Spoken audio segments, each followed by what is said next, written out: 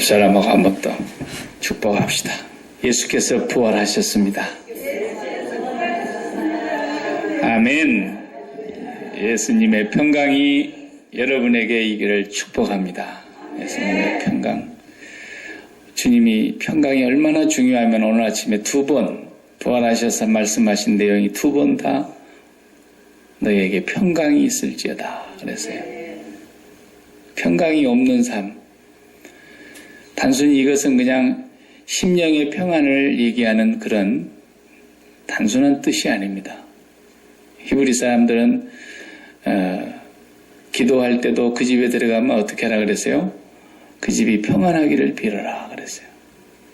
목사님들이 신방을 가거나 또 성도님들끼리 각자의 집으로 신방을 가서 또 잠깐 방문하게 돼서 잠깐 이렇게 그러잖아요. 그러면 그 짧은 시간에 뭘 기도를 할까? 샬롬을 기도하는 겁니다. 네. 어느 집에 들어가든지 그 집이 평안하기를 빌라는 거예요. 샬롬. 그 말 한마디에 그게 기도고 그게 모든 인사예요. 샬롬. 네. 우리는 그냥 굶고 못 살고 배고픈 시절을 겪었으니까 우리는 옛날에 아버지가 저한테 꼭 어디 어른들 집에 가서 인사를 할 때는 진지 잡수셨습니까? 이렇게 인사를 해야 된다 그랬어요. 네. 밥을 못 먹고 살던 시절이니까. 네. 우리는 샬롬 이렇게 인사를 해야 된다는 거예요. 그리고 하나님 이 집에 샬롬의 복을 주십시오. 이렇게 축복을 하라는 거예요. 그거 뭐냐면 샬롬은 아무 부족함이 없는 상태를 얘기하는 거예요. 모든 것에 부족함이 없다는 거예요. 그러면 뭐가 넘치게 부자가 돼서 그런 거냐? 그렇지 않아요. 이 샬롬이라는 건 가난한 사람이 여전히 가난할 수 있고 또 혹은 병든 사람이 여전히 병든 상태에 있을 수 있고 또 고난을 당한 사람이 여전히 고난당할 수 있고 예수님 당시에 복음을 전하고 난 뒤로부터서는 감옥 간 사람들도 많아요. 감옥에 간 사람은 그대로 여전히 감옥에 있을 수 있고 그런데 감옥 안에 있어도 그 사람의 입술에서 나는 조금도 부족함이 없다는 고백이 나온다는 거예요. 나는 조금도 억울한 점도 없고 모자란 것이 없고 나는 내 잔이 넘칩니다. 고백하는 그런 평강을 얘기하는 거예요. 예. 그동안에 너무 가난하게 살았는데 하나님 돈을 많이 주셔서 나는 평안합니다. 그게 아니라는 거예요. 부활의 아침에 주님이 찾아오셔서 말씀하신 이 평안은 내 형편은 안 바뀌어 있는데 그 고백은 아무 부족함이 없다는 거예요.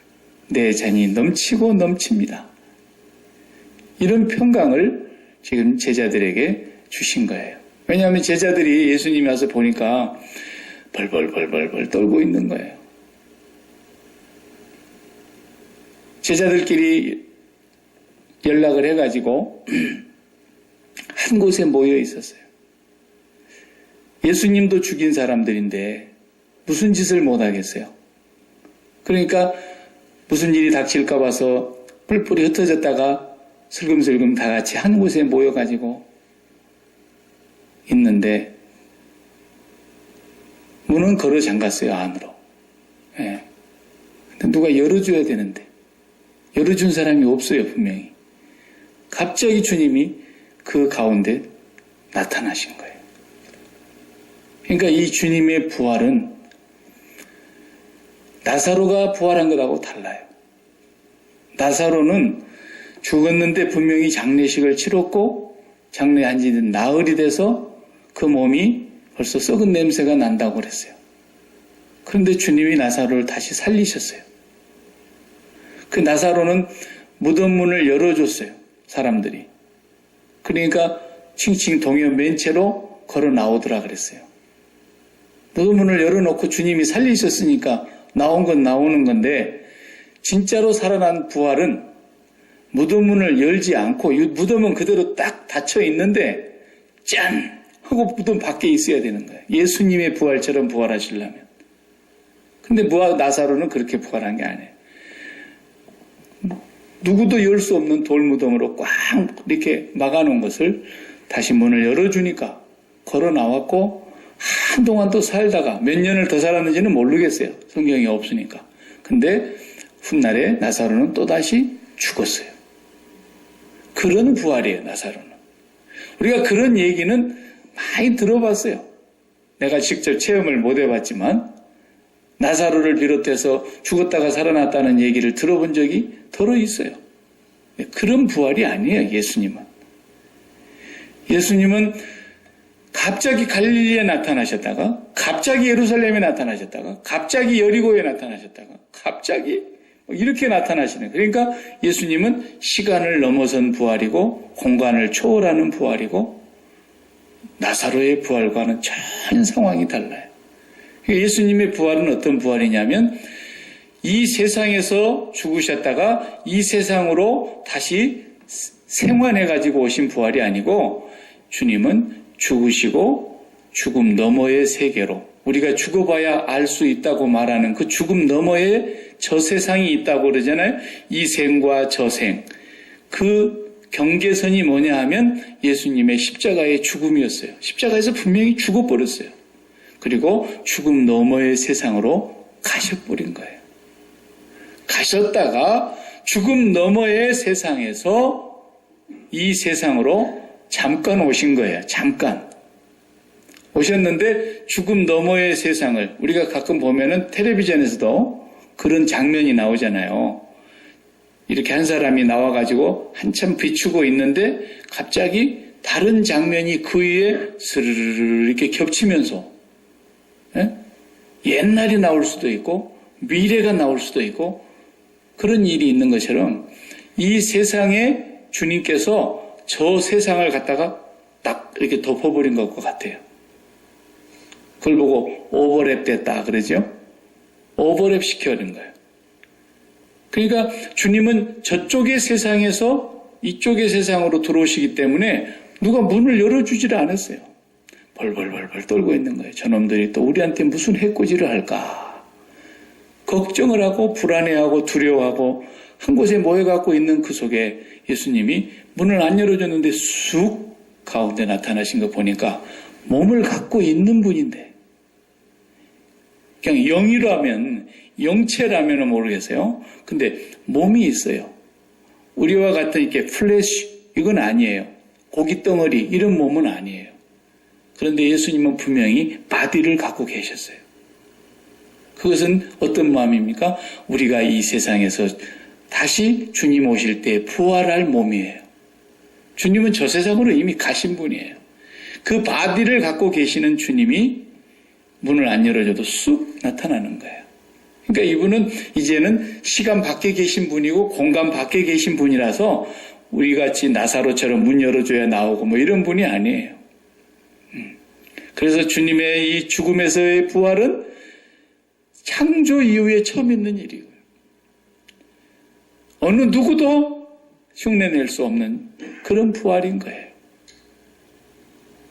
사람이 죽으면 끝나버리는 거고 죽은 뒤에는 죽어봐야 알지 뭐 어떻게 알 수 있나 사람들은 다 그렇게 생각하는데 그게 아니라는 거예요. 주님이 죽음 이후의 세상에서 들어오셔서 제자들에게 내가 너희에게 줄 것이 있다. 뭘 줍니까? 평강을 준다는 거예요. 평강을 주려면 어떻게 해야 돼요? 이 세상에서의 평강은 어떻게 줘야 되는 거예요? 먼저 일단 빌라도를 찾아가가지고 네가 3일 전에 재판을 그따구로 해서 되겠냐? 응? 이놈아. 그리고 빌라도 목을 확 돌려버리고 그 다음에 또 다시 갈릴리 쪽으로 올라가서 헤로드 왕을 만나야죠. 네가 나를 그렇게 조롱을 하고 희롱을 해 이놈아. 그러면서 헤로드 왕이 그냥 턱을 놀려버려야 되죠. 예. 그리고 나서는 대제사장한테 이제 또 가야죠. 가야바에게 가가지고 뭐? 네가 나를 어떻게 해서? 아마 대제사장 집에 나타났으면 그냥 기절초풍했겠죠. 응? 이게 귀신이 나타났나 헛것을 봤나 그리고 막 쥐구멍이라도 있으면 들어가려고 했을 거예요. 아마. 식은땀을 뻘뻘 흘리면서 살려달라고 막 애원했겠죠. 그리고 싹 모아서 끌고 굴비역듯이 손 다 묶어가지고 다 끌고 와가지고 제자들 나와라. 그리고는 이 보는 앞에서 막 빌라도고 뭐 헤로드 왕이고 대제사장이고 다 꿇어앉혀놓고 이제부터서는 너희들 세상이다. 이래야 평강이 오는 거 아니에요? 근데 주님이 갖고 오신 평강은 그런 게 아니라는 거예요. 이 세상은 가만 놔두는 거예요. 죄가 그대로 있고 못된 놈들 그대로 있고 살인자 그대로 있고 강도도 그대로 있고 저 로마의 우리를 지배하는 압제자들 그대로 있는데 주님이 오셔서 너희에게 평강이 있을지어다. 이 평강은 세상이 주는 것과 같지 않다. 그러세요. 부활하신 주님이 저 세상에서 우리에게 갖고 오신 평강이라는 거예요. 이 평강을 우리에게 주님이 약속을 하신 것이고 주님은 저와 여러분이 그렇게 평강을 누리면서 살기를 원하시는 거예요. 네. 그러니까 주님이 부활하셨다는데도 마음에 평강이 없으면 한 가지뿐이의 이유는 그 부활하신 주님을 못 만나서 그런 거예요. 네. 제자들은 그 순간에 모든 두려움이 다 사라졌고요. 이제는 제자들이 그냥 처음에는 이게 꿈인가? 우리가 헛것을 봤나? 그런데 헛것을 본 것이 아니라는 것을 주님이 확인시켜 주시려고. 주님은 분명히 새로운 바디이시지만 못 박힌 손자국을 그대로 보여주셨어요. 네. 내가 그분이라는 것을 확실하게 해주기 위해서. 그리고 나중에는 옆구리에 창자국까지 다 보여주셨어요. 내가 십자가에서 달렸다. 분명히 죽었던 그 예수라는 사실을. 그런데 지금은 부활하셔서 제자들 앞에 나타나셔서 자기의 모습을 다시 한번 확인시켜 주면서 그 부활의 주님을 만나는 순간 모든 게 다 끝나는 거예요. 네. 그 부활의 주님이 아니면 사도 바울은 뭐라 그랬어요? 우리가 세상에서 제일 불쌍한 사람들은 오늘 아침 새벽에 못났다고 나와가지고 잠이나 좀 더 자지. 예수님의 부활이 없다면 이보다도 억울한 일이 어디 있어요? 예수님의 부활 때문에 우리의 모든 삶의 문제는 이제 내 생활이 안 바뀌어도 괜찮아. 제자들이 지금 이대로 주님과 함께 있는 이 순간 최고의 기쁨과 영광 속에 있는 것처럼 빌라도를 안 죽여도 괜찮고 대제사장에게 원수를 안 갚아도 괜찮고 예수님을 채찍에 때렸던 그 로마 군대 그 군인들 잡아다가 족치지 않아도 괜찮고 아무 상관이 없어요. 부활은 바로 그런 놀라운 신비한 능력이 우리에게 있는 것입니다. 예. 그 주님을 만나면 그 부활의 기쁨과 그 영광 속에 살게 되는데 어떻게 그 부활의 주님을 만나야 하니까요. 예. 믿음이라는 것이 만나는 통로인데 예수 믿습니다. 내가 부활절을 지금까지 우리 내연이는 15번 젤로 적게 했고 나이 많으신 분들은 예수 믿은 연조가 길면은 부활절을 얼마나 많이 했어요. 그죠? 네. 우리가 부활절에 주님을 부활절에만 만나는 건 아니지만 부활하신 그 주님을 만나야만 우리 문제가 해결됩니다. 다 해결되는 거예요. 뭐 돈이 없어도 괜찮고 병들어도 괜찮고 한 달 뒤에 죽는다 해도 괜찮고 다 괜찮은 거예요. 네. 금년에 우리 이제 에리미는 졸업하지? 네. 에레마 너는 졸업하지 말고 12학년을 앞으로 5년을 더 다녀라. 그러면 그게 복이요? 그런 저주가 없죠? 네. 내연아 너도 엄마 누나 따라서 12학년을 5년 이상 더 다녀라. 그 복이 아니에요. 졸업하는 것이 얼마나 기쁜고 영광스러운 건데 졸업장 받는 날 빛나는 졸업장을 가슴에 안고 그러잖아요. 졸업해야 되는 거예요. 졸업. 그러니까 우리는 뭐 언제 졸업하든지 다 졸업을 하게 되어 있기는 있지만은 앞당겨 졸업한 것이 진짜 영광스러운 거예요. 아니, 너는 12학년 다닐 거 13학년, 14학년 막 그렇게 다녀야 된다는데, 아무개 집 아이들은 10학년 때 졸업을 해버렸대, 세상에. 얼마나 공부를 잘했으면 2년을 앞당겨 버렸대. 예? 그러니까 우리가 이 세상을 졸업할 경우에 어떤 사람 보면은 30살에 졸업한 사람도 있고, 70살에 졸업한 사람도 있고, 80살, 90살까지 살다 졸업한 사람도 있고 그러는데, 그건 하나님께서 그렇게 하시는 거니까 어찌할 수가 없지요. 그러나 30살에 졸업한 사람은 그 졸업의 영광이 70살에 졸업한 사람보다 훨씬 큰 거예요. 그러니까 사도 바울이 나는 빨리 졸업하고 싶은데, 앞당겨 졸업하고 싶은데 왜 그런 사람이에요? 내가 몸을 떠나 주와 함께 있는 것이 더 좋으나 졸업을 빨리 하고 싶어가지고. 왜 그랬어요? 부활한 주님을 만났기 때문에 그런 거예요. 저 세상을 보고 나니까 이 세상이 전부라고 한다면 정말 이게 장수해야 되는 것이고, 이 세상이 전부라 그러면은 정말 이 한 번밖에 못 사는 인생을 부자로 한번 떵떵거리고 살아봐야 되는 거고, 뭐 이래야 되는 건데, 그렇지 않더라는 거예요. 저 세상이, 부활 이후에 저 세상이 주님을 만나보니까 그 세상이 있는데, 그래서, 이야, 내가 이 세상을 오래 살 이유가 하나도 없는데, 왜 이렇게 오래 살게 하시나? 왜 이렇게 오래 살게 하시나? 오히려 그랬단 말이에요. 부활을 하나님께서 우리에게 주신 것은 이렇게 큰 축복입니다. 졸업하고 싶으세요? 아유, 그래도 우리 손자들 출세하고, 그 다음에 우리 자식들 장가가고, 그리고 또 아들, 딸 낳고 사는 거 잘 보고 가야지. 그렇게 되기를 축복합니다. 예. 이미 되신 분들은 뭐 더 이상 살 것도 없지만, 예. 그런데 진짜 부활의 주님을 만나고 난 사람의 심장은 그렇지 않다라는 거예요. 예. 어떻게 그 부활의 너머에 있는 사후의 세계로 우리가 들어갈 수 있을까? 살아있는 동안에 우리의 몸이 여기에 있지만 들어갈 수 있는 게 있어요. 뭐가 들어갑니까? 마음이 들어가는 거예요. 마음이. 저와 여러분의 마음이 그리 들어가야 돼요. 네. 젊은 남녀가 서로 눈이 맞아서 연애를 시작하면요. 남자는 저 LA에 있고, 여자는 여기 시애틀에 하고 야키마에 있고, 그래도 쉬는 날이 되면, 연휴가 되면 만나러 갑니다. 비행기를 타러 가든 차로 가든 하여튼 만나러 가는 거예요.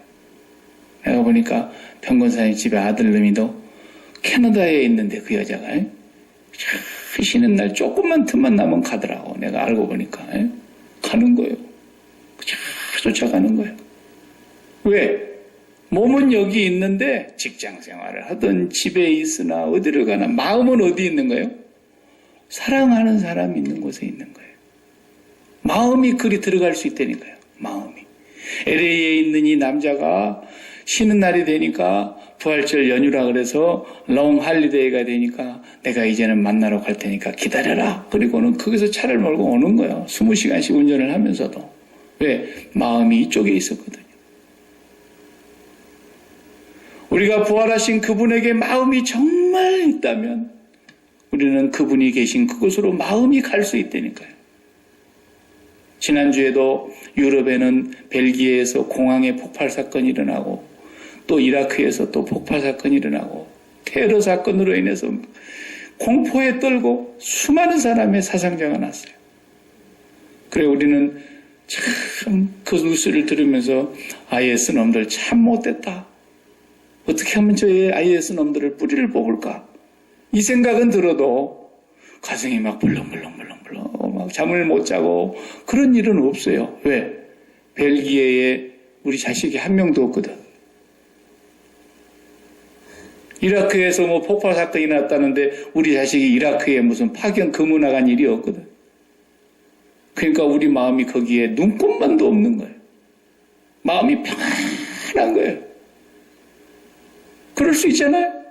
우리가 그렇지 않습니까 지금? 그러나 여러분 자녀들 가운데 혹 선교사로 나갔다거나 상사 주재원으로 이라크 파견 나갔다거나 저 벨기에 나가가지고 비행기 타고 지금 출장 나갔는데 꼭 그 시간에 내릴 비행기인데 말이죠. 잠이 오겠어요?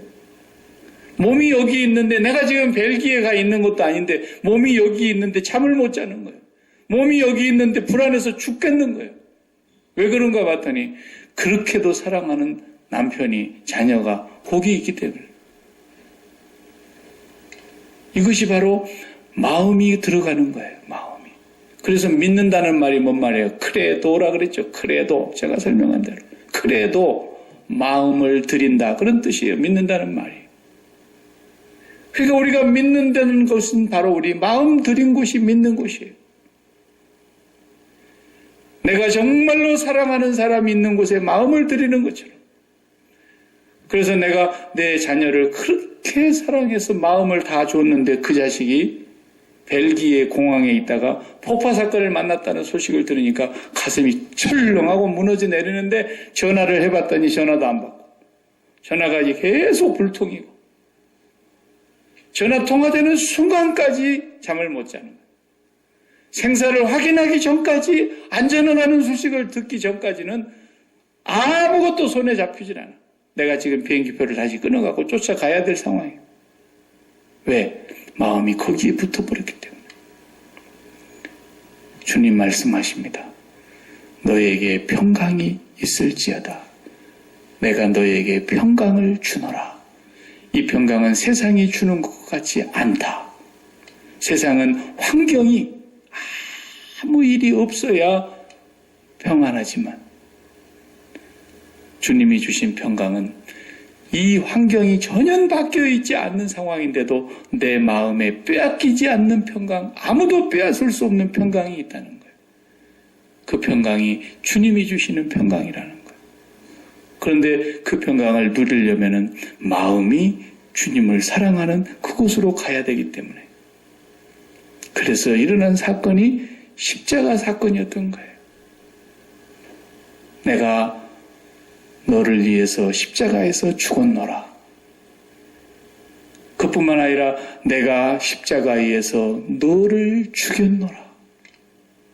내가 십자가에서 너의 인생을 죽였노라. 네가 이 세상에다가 마음을 붙이고 살고 있는 그 인생, 이 세상에다가 소망을 두고 있고 이 세상에서 마치 빨대로 뭘 빨아먹는 사람처럼 세상에서 행복을 빨아먹으려고 그러고 기쁨을 빨아먹으려고 그러고 평안을 빨아먹으려고 그러고 이 세상에서 안정된 것을 빨아먹으려고 어딘가에 마음에다가 빨대를 꽂아놓고 빨아먹고 있는 그런 너의 인생을 내가 십자가에서 죽였노라. 그래서 십자가에서 그리스도와 함께 못 박혔다라는 것을 내가 그리스도와 함께 십자가에 못 박혔나니 그래서 그리스도와 함께 죽은 자만이 그리스도와 함께 그 부활의 영광 속으로 그리스도가 계시는 그곳으로 우리의 마음이 넘어가는 거예요. 그래서 예수 믿는다는 사람들은 뭔만 하면 돼요? 한 가지만 하면 돼요. 제발. 한 가지만 잘하세요, 여러분. 그 한 가지만 잘하는 걸 주님이 칭찬하시는 거지 다른 거 아무리 잘해도 이 한 가지를 못하면 주님은 눈물을 흘리시는 거예요. 걱정을 하시는 거예요. 한 가지만 잘하시라니까요. 그리고 나머지를 다 잘하려고 하지 마세요. 한 가지만 잘하세요. 주여, 나도 그리스도와 함께 죽고 주님 계신 그곳으로 내 마음이 가게 해 주시옵소서. 이 한 가지만을 잘하는데 돈 들어서 못한 사람 손 한번 들어봐요. 시간이 없어서 못한 사람 손 들어봐요. 도저히 어떻게 하는 줄을 몰라서 못하는 사람은 조용히 예배 끝나고 저를 만나세요. 여러분 지금까지 평생을 살면서 얼마나 힘들었습니까? 돈 벌기 무진장 힘듭니다. 벌기는 벌었겠지만 얼마나 벌었겠습니까? 자식 키우느라고 얼마나 고생했습니까? 그런데 자식 얼마나 잘 키웠습니까? 자식 키워놔서 얼마나 덕보고 삽니까? 자식 때문에 얼마나 행복합니까? 오히려 속 끓이고 걱정되고 섭섭하고 마음 아프고 잠 못 이루고 그런 날이 훨씬 많았지 않습니까? 정말로 우리가 하나님 앞에서 평생에 한 가지만 잘하면 되는 거예요. 하나님, 내가 오늘 또 이 세상에 대하여 십자가에 못 박혀 죽게 하시고, 이 세상에 대하여 내가 사랑했던 빨대를 꽂아놓고 이 세상에서 기뻐하려고 했던 것들을, 이 세상에서 내가 행복을 빨아먹으려고 했던 것들, 이 빨대를 다 십자가에 못 박고 내가 그리스도와 함께 날마다 죽었사오니 오늘 또 나는 죽사오니 오늘 또 나는 이 세상에 빨대를 꽂아놓은 것이 없습니다. 네. 사도 바울도 그거 한 가지 잘한 사람이에요. 사도 바울이 뭘 다른 데서 잘한 게 아니에요. 나는 날마다 죽노라 그랬잖아요. 다른 거 잘한 거 아니에요. 그거 열심히 하나님 앞에 구하고 날마다 구했다는 거예요. 왜냐하면 세상에 좋은 게 너무 많으니까. 세상에 좋은 게 없으면 몰라도 이 세상에 좋은 것이 많으니까 오늘 또 하나님은 우리에게 믿음을 요구하시는 거예요. 선택하라는 거예요. 네 앞에 생명의 길과 사망의 길, 죽음의 길과 부활의 길, 이걸 내가 너 앞에 주었는데 네가 살기 위하여 생명의 길을 선택하라는 거예요. 네가 살기 위하여 날마다 네 마음을 어디에다 줄 것인가를 선택하라는 거예요. 어디에다 네 마음을 드릴 것인가. 왜? 마음 드린 게 믿음이니까. 그래서 내 마음을 주려고 했던 모든 것을 다 회수해가지고 지금까지 마음 줬던 거 다 회수해가지고 이 마음을 그리스도와 함께 십자가에 못 박아서 나는 그리스도의 죽음과 동시에 나도 이 생에 대하여 죽었습니다. 이걸 고백하고 확인하면서 여러분의 마음을 하나님께 드리는, 예수 그리스도에게 여러분의 마음을 갖다가 심장을 바치는 그 기도를 날마다 하라는 거예요. 하루에 좀 5분만 하세요. 5분만. 그러다가 조금만 시간이 더 되면 10분 하시라고요. 10분. 그러다가 더 안 되면은 또 일하면서도 좀 하세요. 일하면서도. 뜨거운 국물 들고 가다가 그 생각하다가 또 국물 엎어버리지 말고. 그러나 일하면서도 할 수 있거든요. 운전하다가 또 엉뚱한 데 쳐다보다가 들이받고 그러지 말고. 그래도 운전하면서도 할 수 있거든요. 주여, 내가 지금까지 인생을 살면서 내 마음에 빨대를 꽂아놓았던 것들이 너무 많았습니다.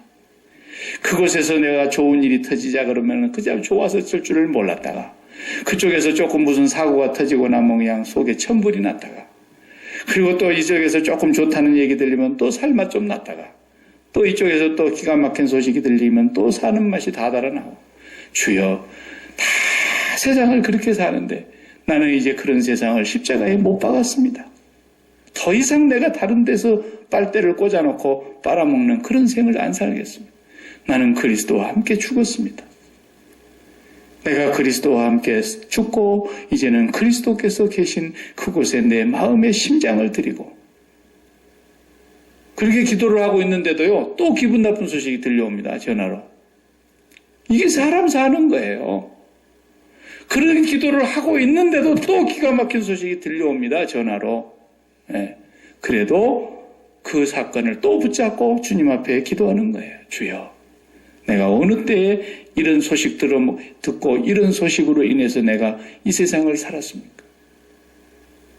나는 더 이상 이 세상에 속한 자가 아니라는 걸 믿습니다. 나는 그리스도와 함께 세상에 대하여 죽은 자입니다. 십자가에 못 박힌 자입니다.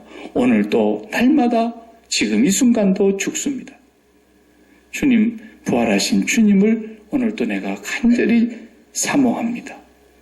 나의 죄를 대속해 주신 주님, 나를 위해서 십자가에서 죽으신 주님,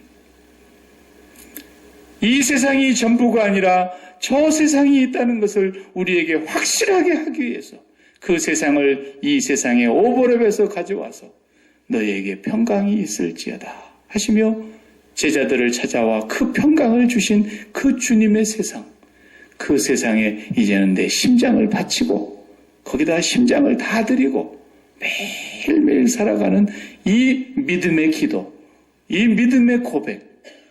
그래서 여러분의 마음이 그리 가면요, 이제부터 기적이 일어나는 거예요.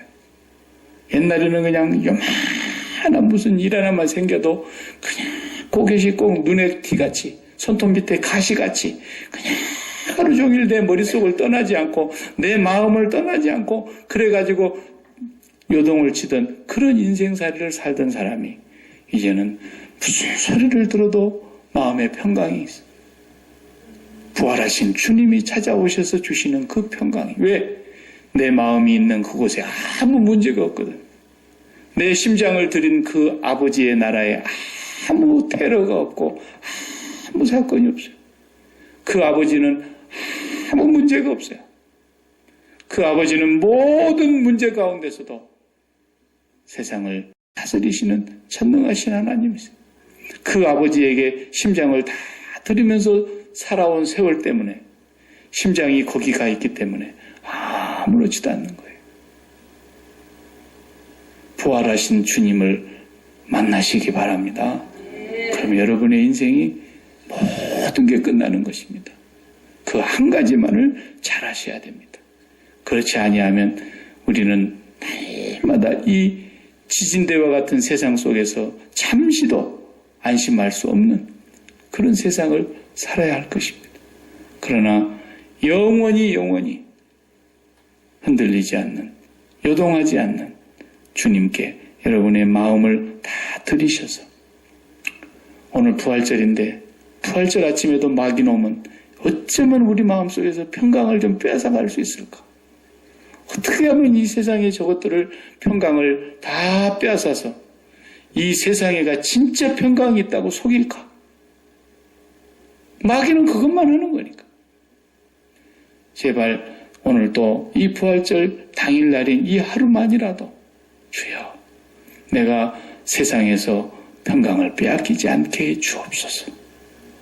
여러분 기도하시면서 이 아침에 잠깐이라도 부활의 주님을 다시 새롭게 여러분과 만나는 시간 가지시길 바랍니다. 기도하십시다.